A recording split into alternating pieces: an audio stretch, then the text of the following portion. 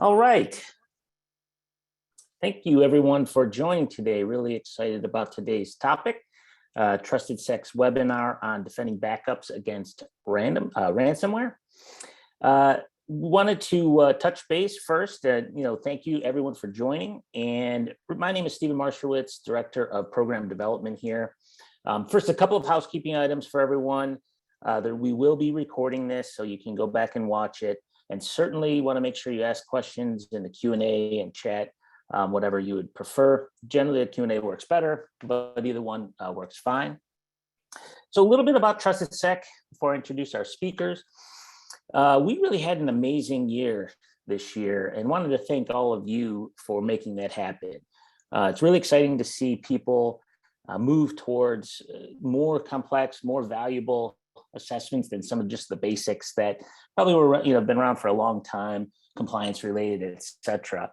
And so we're really seeing that help build their programs. And we've also really invested a lot in the people. We've grown quite a bit, and we've also continued to evolve what we're trying to do and what we really want to manifest the whole organization to be able to serve you. And that's really in making sure that we understand what you're doing and we're always doing the right thing. A few services that I'd like to highlight today, just since we'll be talking about them. First one is ransomware resilience. The defensive backup review has obviously a lot to do with today, but as part of the ransomware resilience offering, we offer a deep dive into the various aspects of your backup architecture and work with the remediation team on that, as well as just looking at the overall program. We've also had a lot of interest and success over the last couple of years with cloud baseline configuration reviews from Microsoft 365, Azure, Google Cloud, AWS, Exchange, and now even DevSecOps. So really excited about that one. Still gaining some popularity there. So many things really do get missed in improper configurations. A lot of those things, particularly before you do a pen test, really makes a lot of sense to do. The last report was 75 pages that I saw, so there's a lot of value there when you go through it. And then lastly, we're also seeing DLP, data loss prevention, picking up quite a bit as more and more third parties are requiring organizations have those. And so there's a lot to it. And since it's now baked into some of the things that you might already have, we're seeing more and more assistance from that. So with that, I wanted to introduce our speakers today. We have two great ones. Paul Sems, who is our Managing Director of Remediation, as well as Mike Owens, who is a consultant in our remediation team. Guys, take it away. Excellent. Thank you, Stephen. Thanks for that introduction. We're glad to be here today. My name is Paul Sems. I'm the Managing Director of the Remediation Services team. And I'm excited to be here because this is such an important topic to talk about.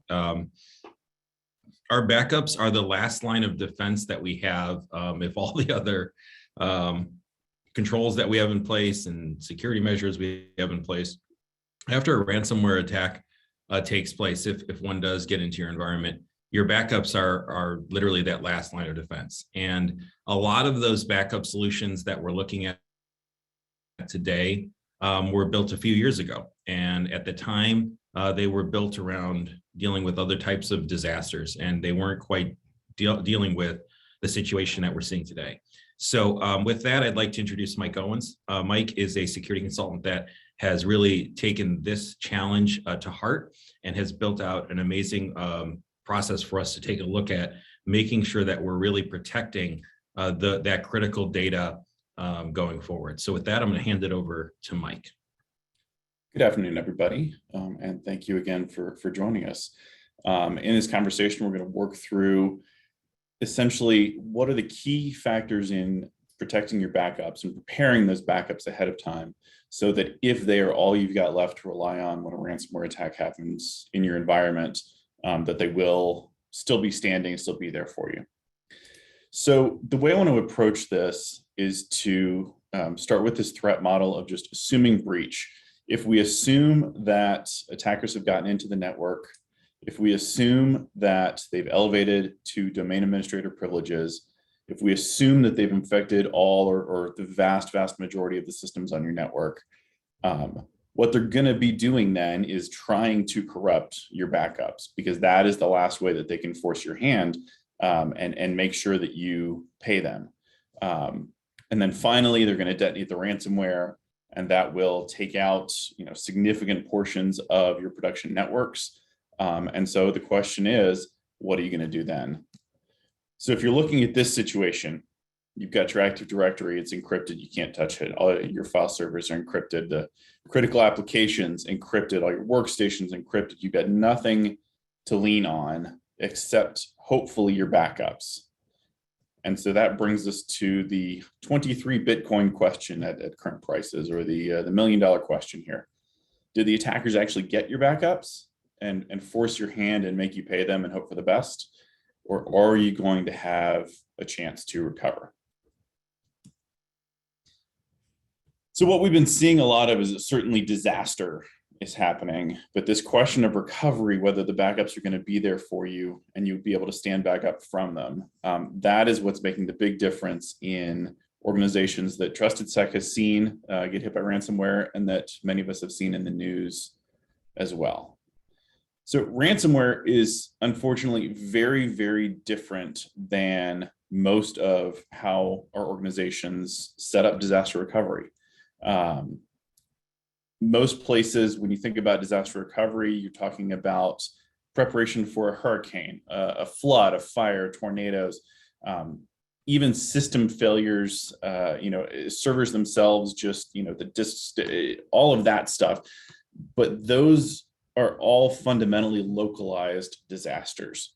Worst case scenario, you end up with some major hurricane that maybe it is able to flood both your data center in New York City and your corporate satellite office in North Carolina. But if you also, in those cases, had something in Denver or LA or in Europe or in Asia, and you had copies of your data there, that was not going to be touched. You were fine, and you could bring that data back over. Human operated ransomware is fundamentally different, because geography does not matter at all. If systems share the same network and are connected digitally, it doesn't matter if one is in Seattle and one is in Shanghai, the same attacker can hit them both at the same time. Furthermore, these attackers are actively trying to go after your backups. Tornado doesn't care where your backups are. It doesn't care that you've got one copy over here and one copy over there. It hits what it hits. These ransomware gangs are intentionally and actively seeking out, where do you have your backups? How many versions are there? What different systems are you using? And can they compromise those? Because again, if they can compromise that, they've taken the legs out from under you, and your only choice for recovering your systems, recovering your data, is to pay them. And that's obviously what they want and what we don't. So backing up just a second to talk about, kind of in broad strokes, how ransomware works, the ways most ransomware attacks progress through an organization. In most cases, you've got some fairly typical initial access methods, whether it's the phishing, some kind of email attachment that's got malicious code in it, weak passwords, and so an attacker can just guess somebody's passwords and get into your system that way. They're using all these typical ways to get in, and then they're going to try and move around as much as possible throughout the network. But really, the main thing that they're trying to do is get access to administration capabilities. So in most organizations running Active Directory, that means they want domain admin. When they've got that, then they can get to all the other admin capabilities. They can go and look for your backups. They can destroy those. They can steal business data. And ultimately, they push out the ransomware encryptor, detonate it, and say, give us the monies or else. Digging into that a little bit, I want to pull up a case study here. This just very recently, this report was published first part of December. So you may have seen in the news over the summer, spring and summer, that the Irish National Health Service was hit by ransomware in May of this past year. And that ransomware attack corrupted 80% of this environment. For context, the Health Service Executive, the HSE, is the largest single employer in the Republic of Ireland. They have services all over the country. They're plugged into basically every hospital in the country if they're not actively running the hospitals. They're huge. They're everywhere. This had a crippling effect, as you can imagine, on their ability to deliver health services. In this case, the time from infection in early March through when they actually triggered the attack, there was a little bit of a gap there. There was a couple of months worth of time there, and there were in fact some indicators that could have been picked up on. But what I really want to focus on here is the recovery timeline, and all of this stuff comes out of a report published by PwC.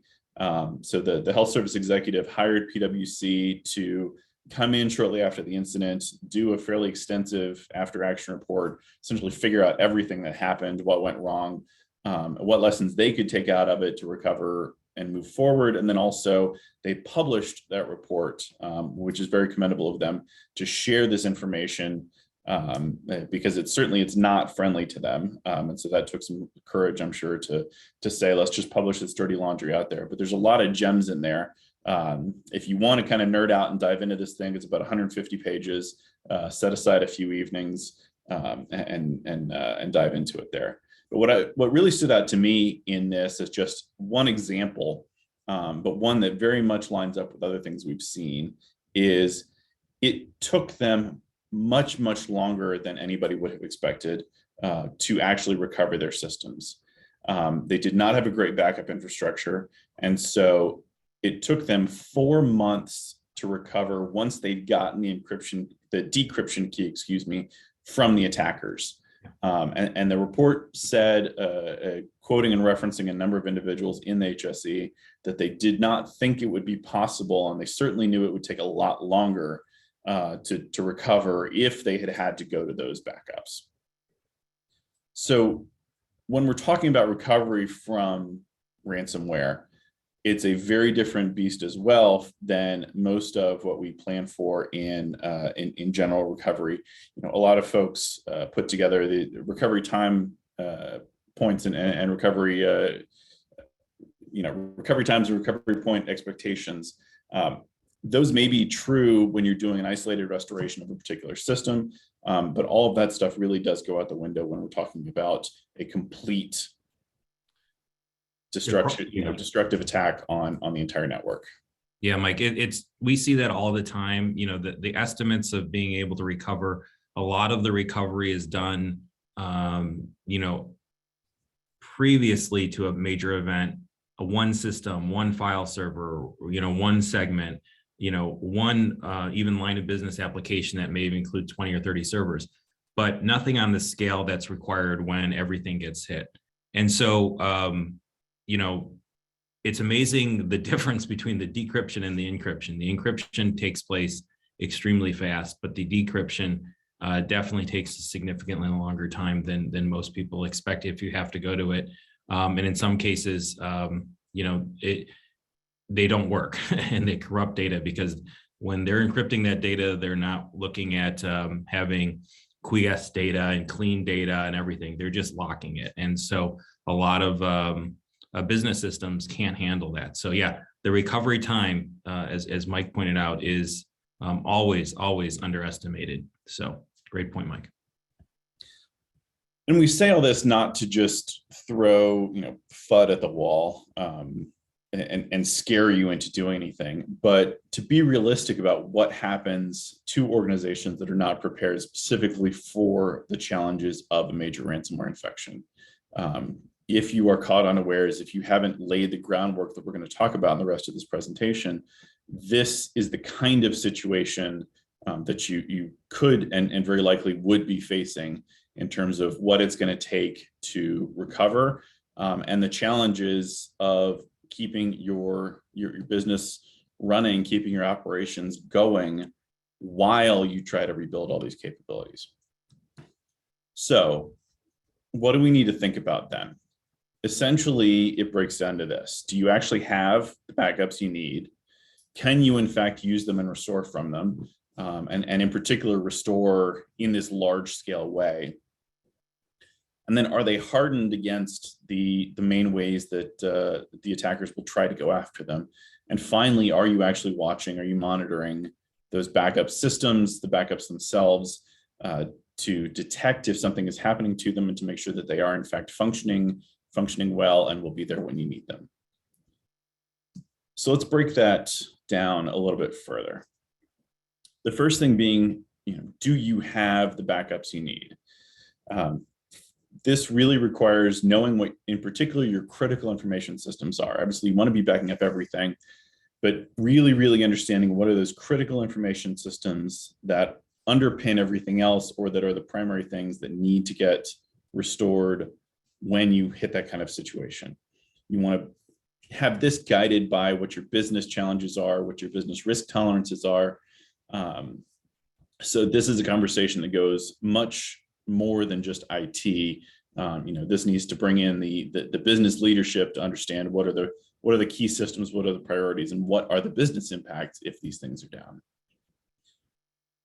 Offsite backup, we talk about the typical kind of 3-2-1 example for backups, and that involves having a copy on-site, a copy off-site, and a copy that off network or offline.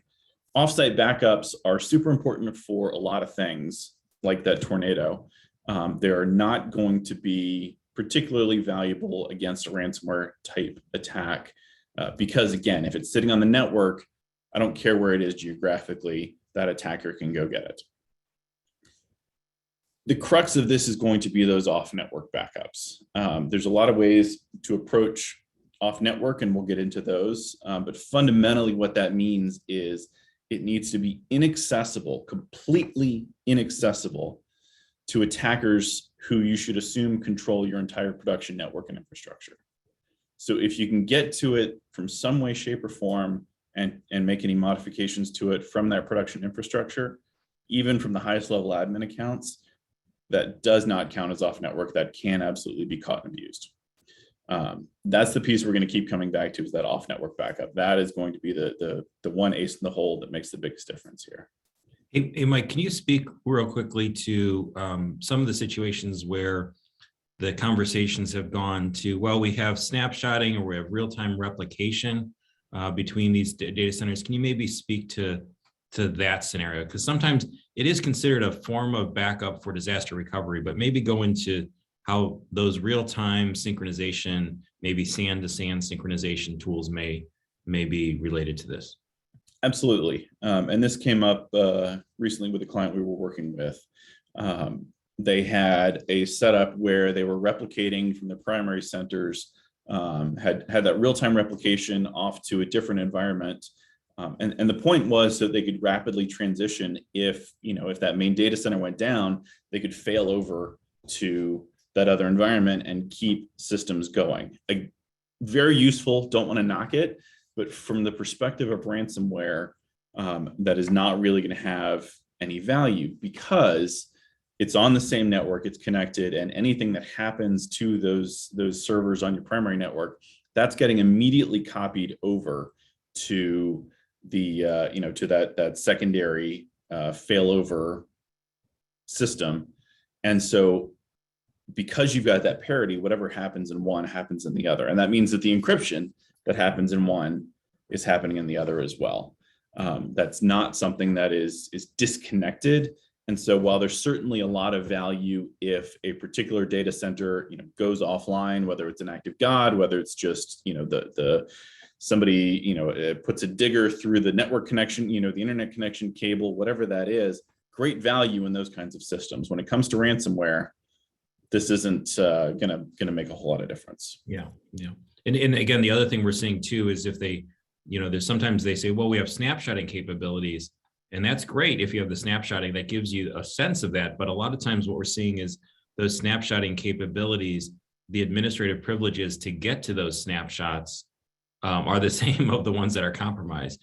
And the threat actors out there are very aware, very, very well aware of snapshots and SANs and how they operate. And so they're going to try to gain access to those credentials before they start, ringing the bell and encrypting stuff. So be aware that, you're looking for methods to use that if a rogue, think about it, no one wants to think about it, but if you had a rogue systems administrator, would they be able to, with all the knowledge and information, would they be able to compromise your backups? And we want to get to a point where even a trusted systems administrator couldn't do that by accident or on purpose. So let's talk real quick about some examples of off-network backup. The traditional, which I think is making a little bit of a comeback with ransomware, is tape. It is, it's old school, but it works. You plug it in, you put the data on, you disconnect that tape, and as long as that tape is not plugged in, is not sitting in the machines, then I don't care who you are in terms of your domain administrator privileges on the network. It's not plugged in, you can't touch it. So that, and similarly, if you've got, depending on your size, if it makes sense to have external hard drives that do this, which you physically unplug from the network and then sit in a safe place, that is off network, offline. Another option that we have seen is pushing to a cloud provider.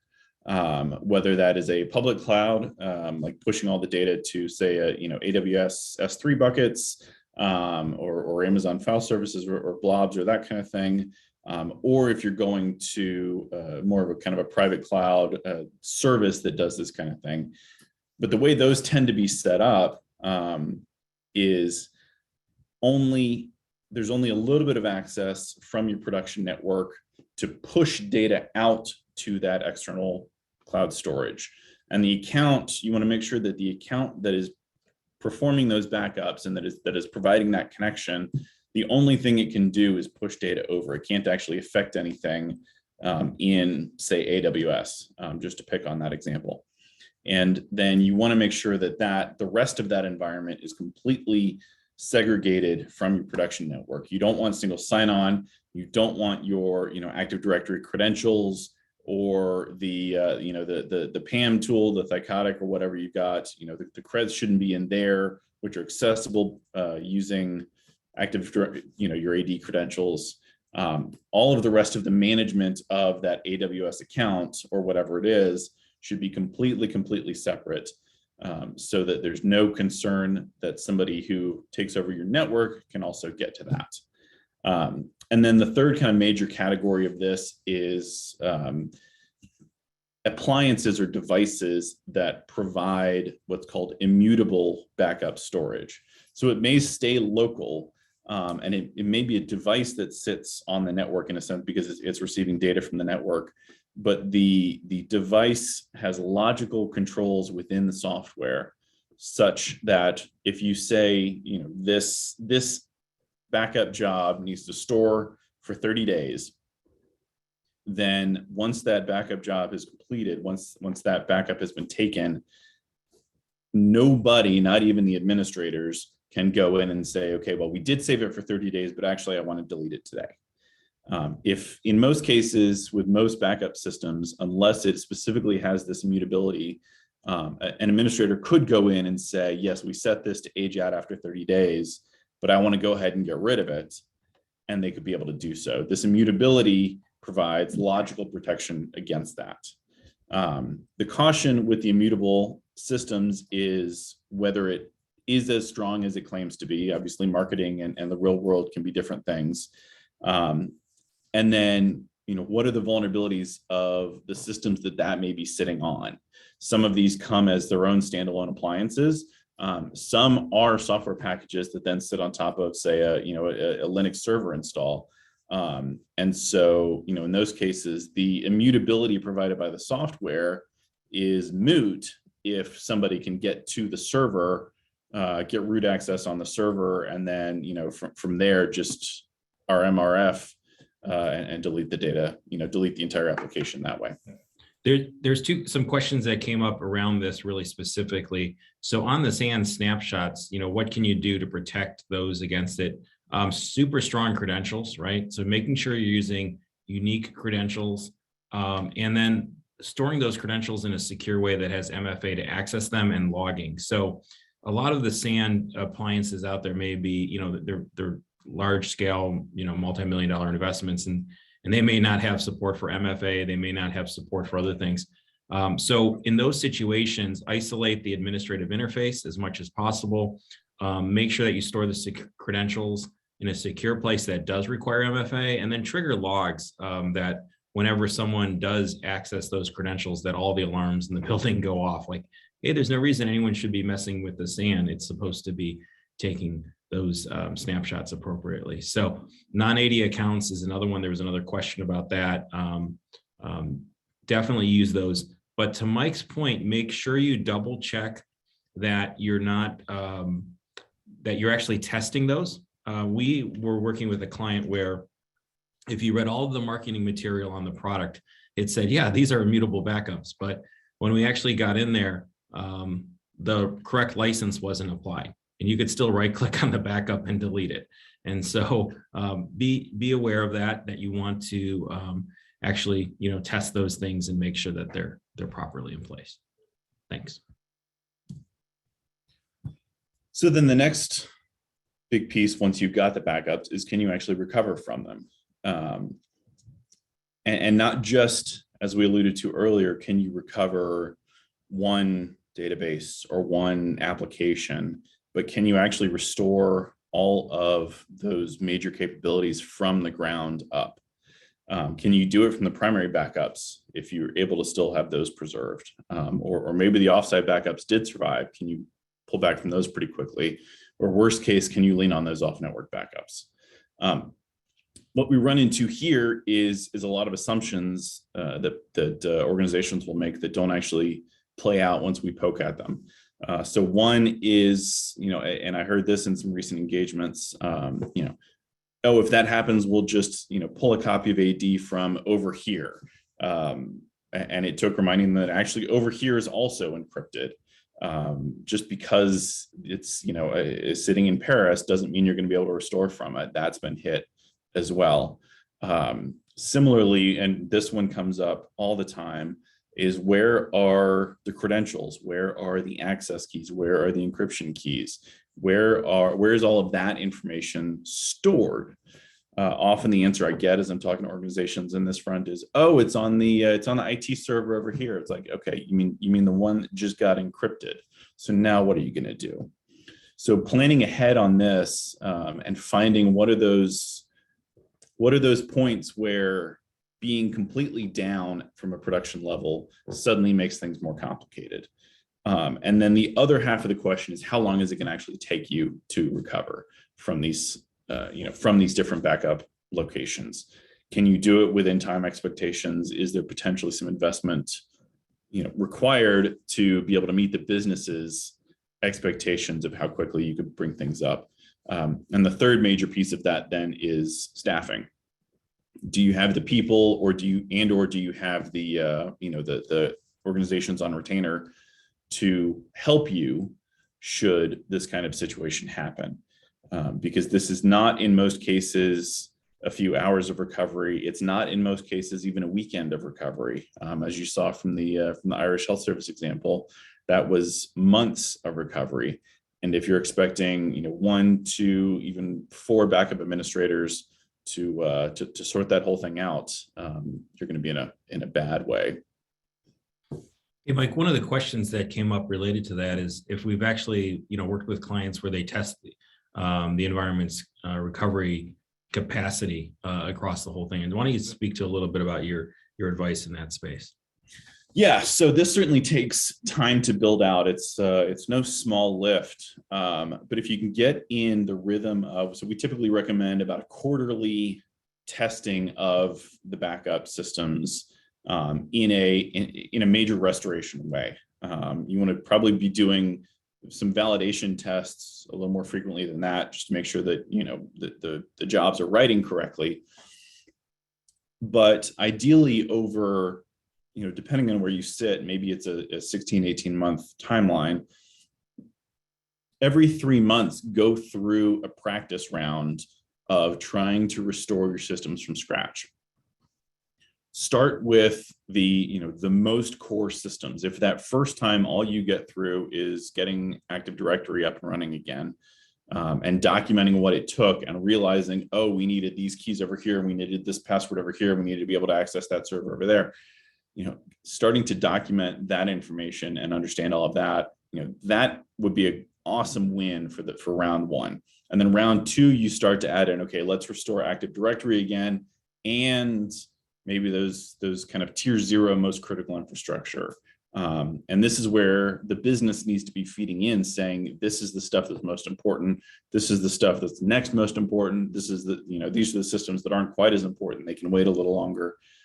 As you do this, your team will build the capability to restore more quickly. We'll build out the knowledge and the documentation. We'll build out what we call a battle box of the offline information required to do this restoration.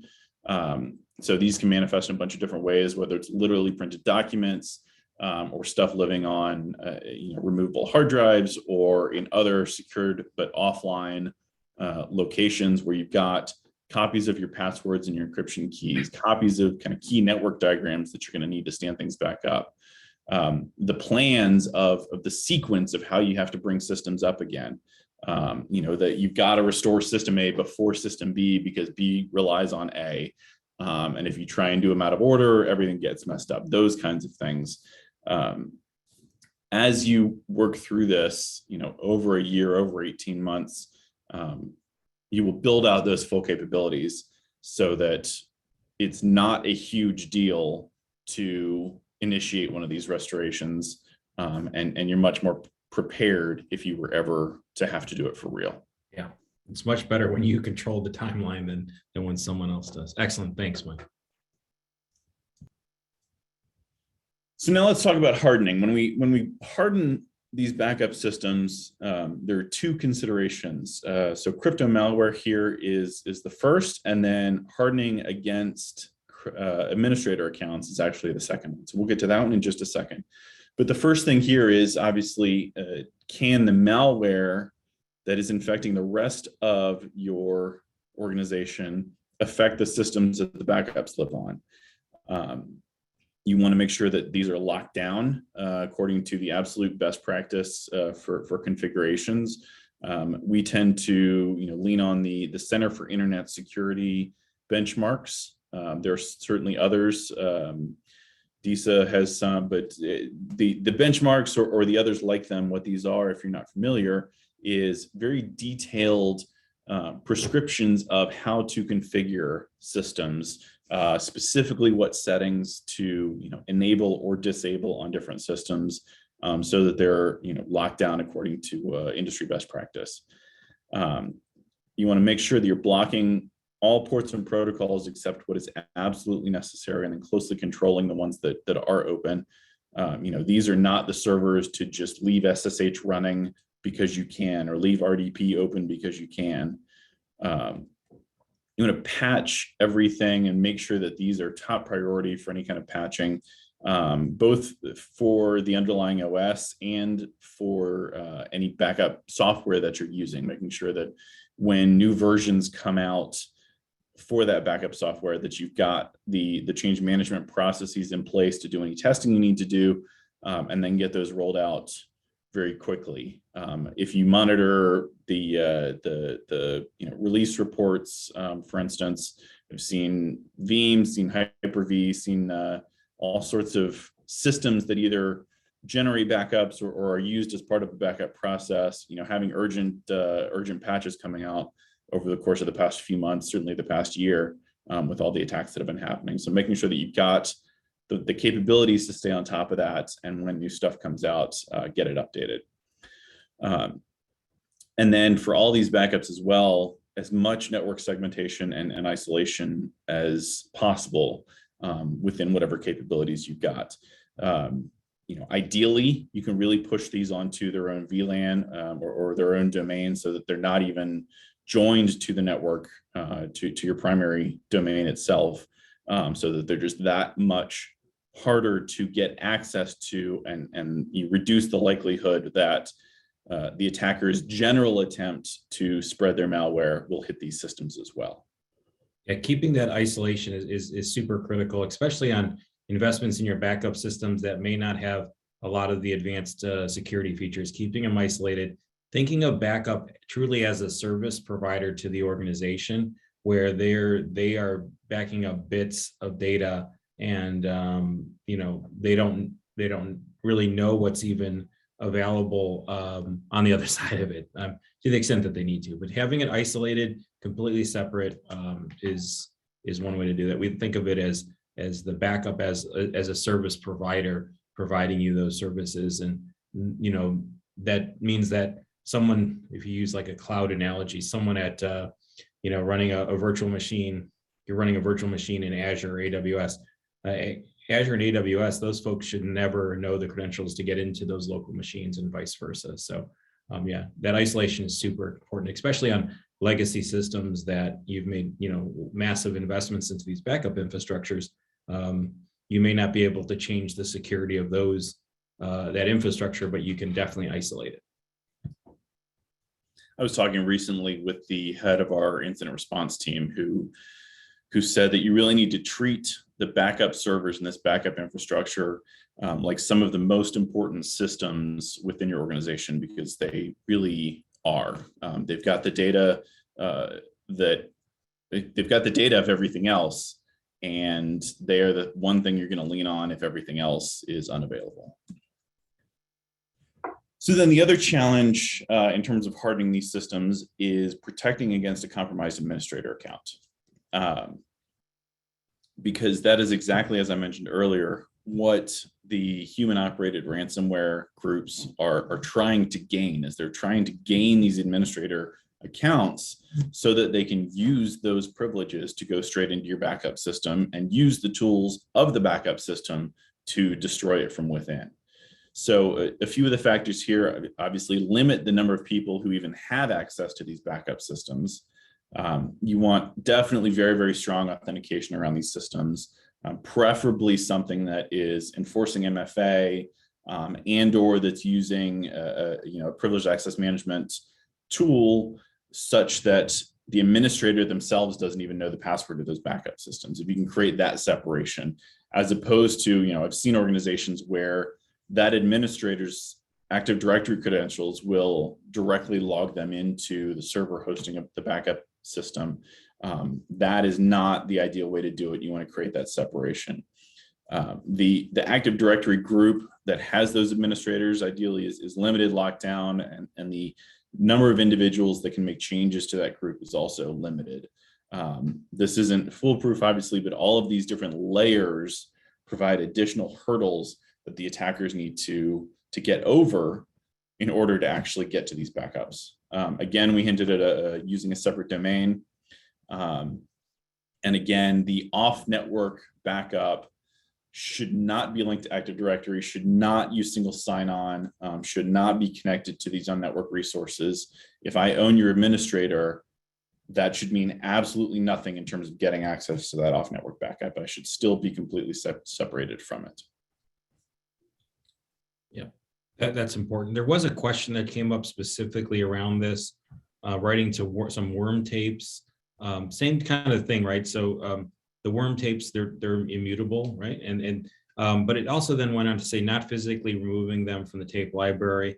I would say that if we were specifically to narrow in on like the ransomware, they are immutable from that space, but you do want to physically remove them on a periodic basis to prevent the other disaster that could still occur, which would be the fire or the other physical disaster. So you do want to get those rotated off sites if you have that capability, because yes, ransomware is a threat, but the other ones still have not gone away. We still have all the other threats still out there. So they're great. The worm tapes are great, but we would still recommend physically removing them periodically so that you have protection against the physical challenges that still come up. With any of these systems, whenever an organization is asking, well, I've got this, what do you think of this setup or that setup? I approach it the same way. I just break it down into its different components and, ask the questions. How could an administrator get access to this? How could an attacker get access to this? Are there ports and protocols that are open that could be abused? Is there a function in here that somebody could use to delete stuff that I don't want deleted? Is this connected to that? What are all these different pathways? And then how do we put the blocks in place to prevent somebody from abusing those? From a backup provider's perspective, and this is off of an article that somebody fairly high up in one of these organizations that provides one of the backup applications.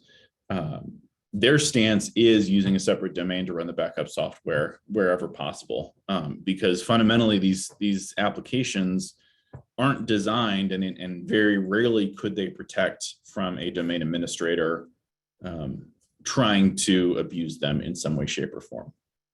So just another outside perspective on separating this entire infrastructure and capability from your main production domain.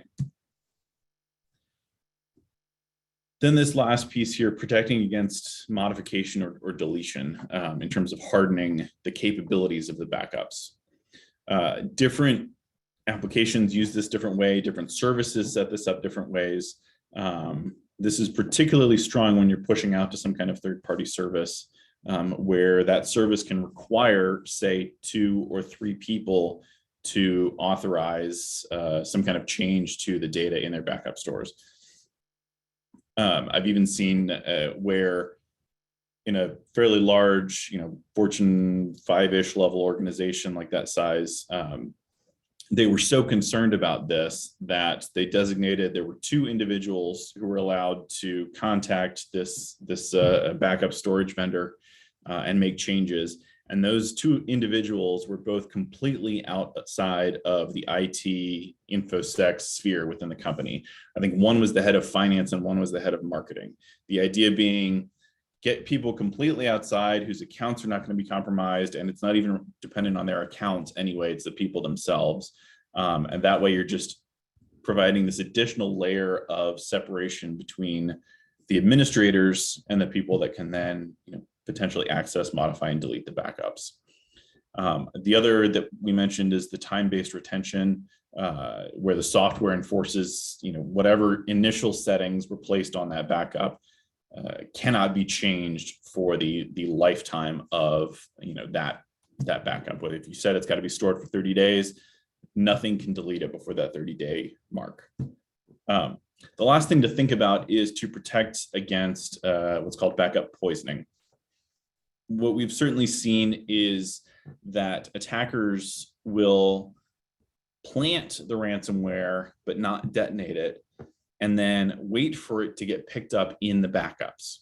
And if they assume or if they know that there are, you're on kind of a 7-day backup cycle, they'll sit there for a week. If they know you're on a 30-day backup cycle, some of them will be patient enough to sit there for 30 days and make sure that every copy of your backups has their software and has their backdoor in it, so that even if you did restore from backup, you would have to, you would potentially leave the door still open for them to come back in and try and hit you again. They can certainly wait you out, but the more history of backups that you're keeping and have access to, the more likely you'll be able to find a clean version of your systems that doesn't have any evidence of the attacker in it. But certainly worst case, even if they do poison the whole thing, there are ways to before you restore it, to go in and clean it out and get the backdoors out, get the ransomware seeds out of there. And then the final piece of the puzzle is the backup monitoring and alerting. This is unfortunately an area where we see very, very little monitoring and alerting. Typically, if there's anything, it is the daily or whatever email to the backup administrator that says the job was successful or the job failed. What we want to see certainly is a lot more than that.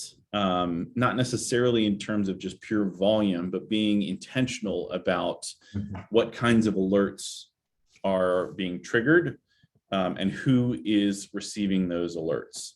So certainly things to monitor the health of the backup processes. If the backups are failing, particularly failing repeatedly, that should be a certain level of red flag.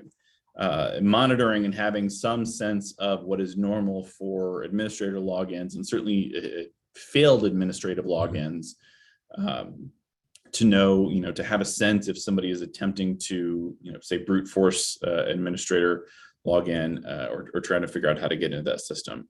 And then similarly, any changes to backup jobs that are happening outside of your change management processes probably indicates a red flag as well. What your organization will have to figure out is, what out of this goes beyond being just an IT event that is the responsibility of the backup administrators to troubleshoot. When does it become a security event? When does it become something that may actually have material impacts, to the organization as a whole? This will be very different for all different organizations, but having some sense of that and including security teams in some way, shape, or form in the alerting, so that they know what's going on and they can make those determinations. Often the best way to do this is to push log data from your backup systems, from the logins, from MFA, et cetera, to a SIM, and then have that, with the rules built in there to parse and to understand what thresholds of alerts from the logging or from the backup system need to actually trigger some kind of notification to the security team. But this definitely needs to get treated as more than just an IT question, so that if it becomes an actual attack situation that you're facing, you have the pathways in place, you have the playbooks in place, you have the incident response in place to have security involved. Yeah, absolutely. And on that, work with if you have an internal SIM or you're working with a third-party SIM, let them know that you want backups systems to be monitored just as much as you would any other system. In fact, more, right? This is your last line of defense. It's super critical. And what we found is that there definitely is capability to do it, but it isn't a priority. So one action item you could take from this is make it a priority with your SIM to say, look, we really need to know any type of activity, because it should be extremely easy to know when this is happening. There's probably only a very few number of people that have access to your backup infrastructure. There's a very few number of people that need to gain access to it. So the breadth of that is much smaller than trying to protect, let's say, a public website.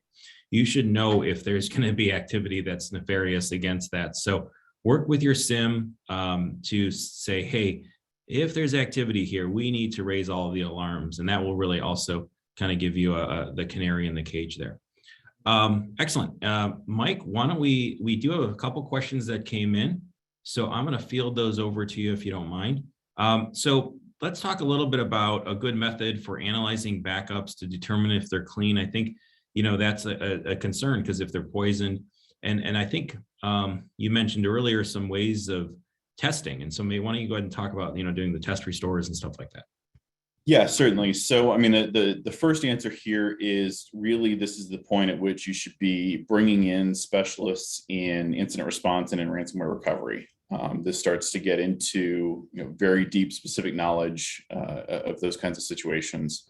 And when our incident response team is looking at these kinds of scenarios, how they would approach it is stand up isolated systems, restore the backups into those completely isolated systems, and then go through and unfortunately it is a forensic threat hunt, figure out what happened and try and figure out what the attackers left behind.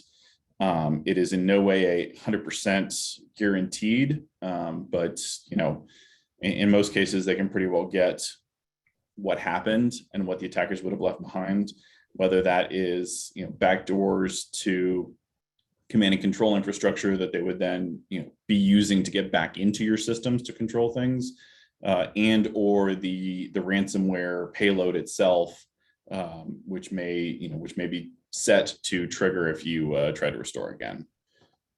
Very good.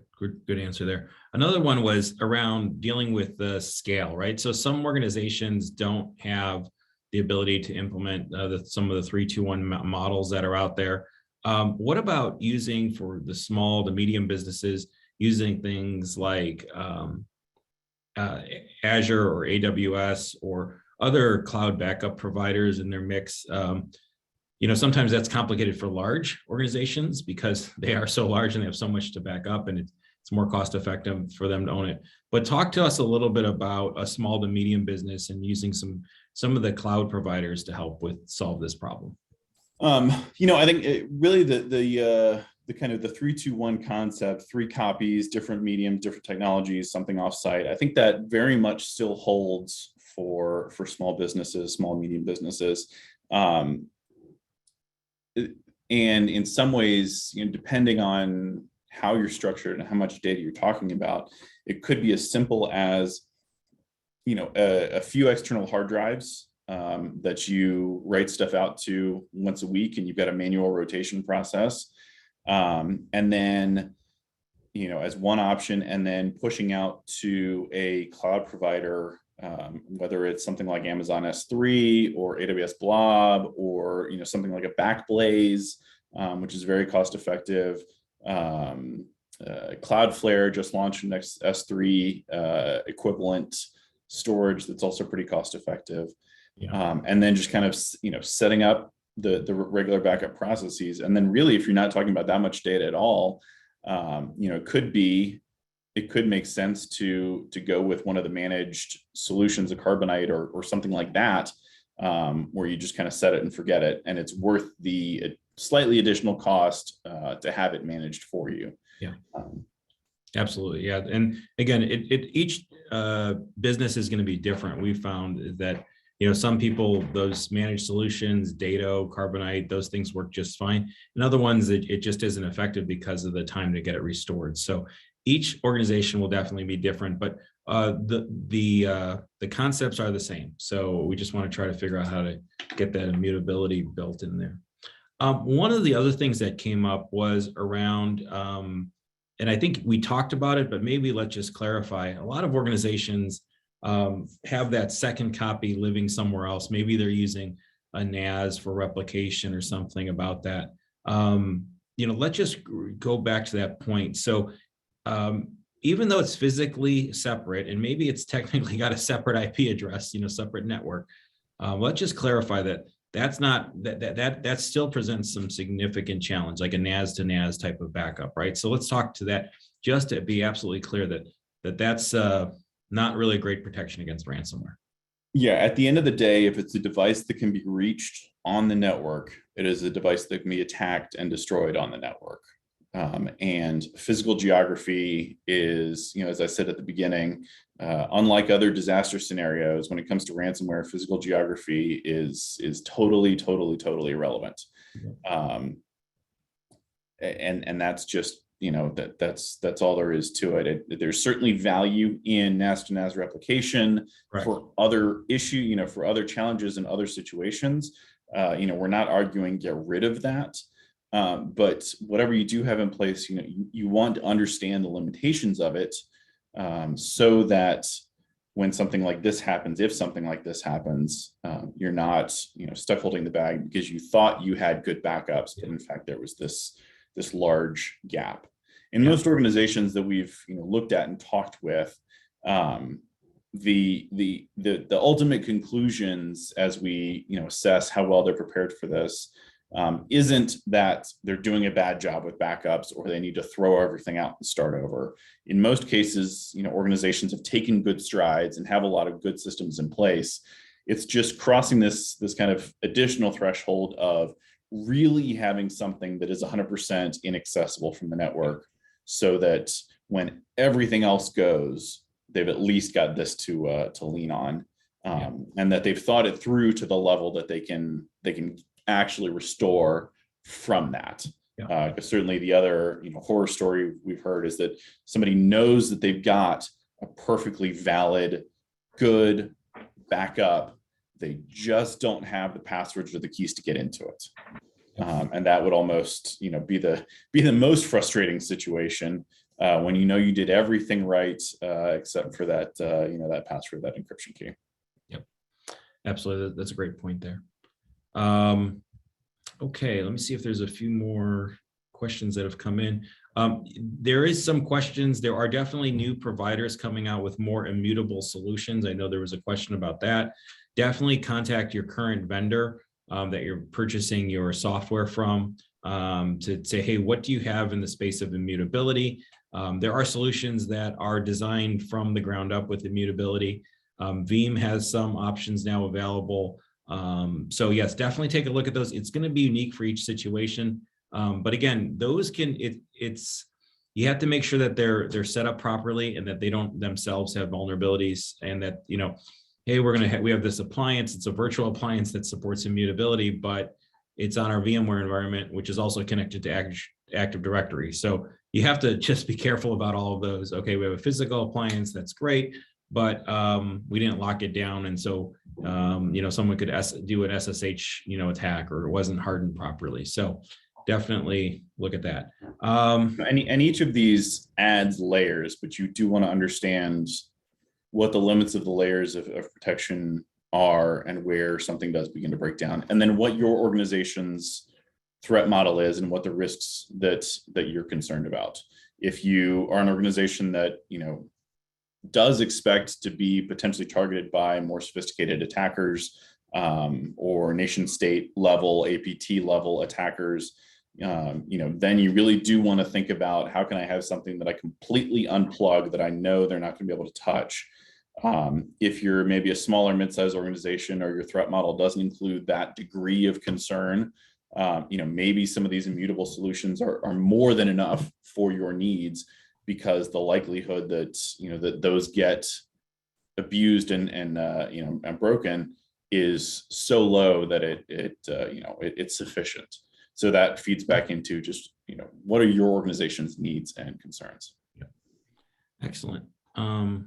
There was a question around the log4j impact, specifically on this. I think what we're seeing with that is it's another, definitely a different vector on how threat actors can get into the environment, and that they can get deeper into your environment than one would typically think, right? So it's another way of bypassing and getting through there. So yes, we haven't had any direct cases yet personally, but I'm sure they're out there. I think we're starting to see the log4j attacks ramping up. So with that, I think we have answered the open questions. Again, feel free to contact us with additional questions, and we definitely appreciate all of your time and that you spent with us today. So thank you very much, and have a great day. And just add here, and these slides will be available for everybody after the presentation, but if you wanted to dive deeper into some of this, I've got a couple of pages here with some additional references. It has been wonderful talking with you all. I hope you will be in touch if we can help you out with anything. Thank you very much, and have a great day. Yep. Thank you.